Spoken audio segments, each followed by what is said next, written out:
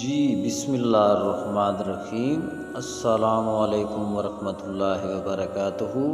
سب سے پہلے درود شریف، اللہم صلی علی سیدنا و مولانا محمد مبارک وسلم وصلی علیہ۔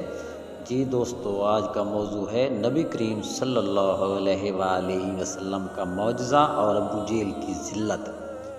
حضرت ابو ہریرہ رضی اللہ تعالیٰ عنہ سے مروی ہے کہ ابو جہل نے کہا کہ محمد صلی اللہ علیہ وآلہ وسلم تمہارے سامنے پیشانی رگڑتے ہیں اور نماز پڑھتے اور سجدہ کرتے ہیں۔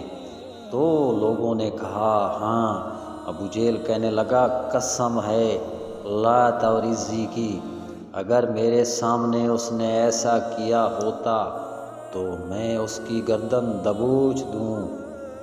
معاذ اللہ۔ اتنے میں حضور پاک صلی اللہ علیہ وآلہ وسلم تشریف فرما ہوئے اور نماز پڑھنے لگے۔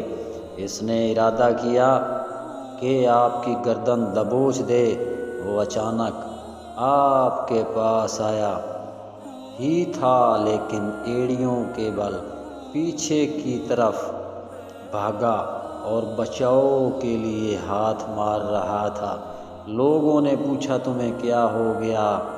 وہ کہنے لگا، میرے اور محمد کے درمیان آگ کی ایک خندق حائل ہو گئی اور بہت بڑا ہولناک منظر تھا، اور پرندوں کے پر ہی نظر آ رہے تھے۔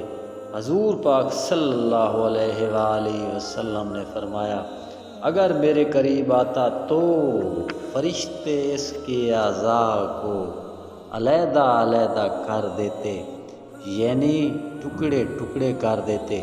ابو جہل کو جو پر نظر آ رہے تھے وہ در حقیقت فرشتے تھے جو حضور پاک صلی اللہ علیہ وآلہ وسلم کی حفاظت کر رہے تھے۔ سبحان اللہ، سبحان اللہ۔ دوستو، اگر ویڈیو آپ کو پسند آئے تو شیئر ضرور کیجئے اور کمنٹس ضرور کیجئے، چینل سبسکرائب کر دیجئے۔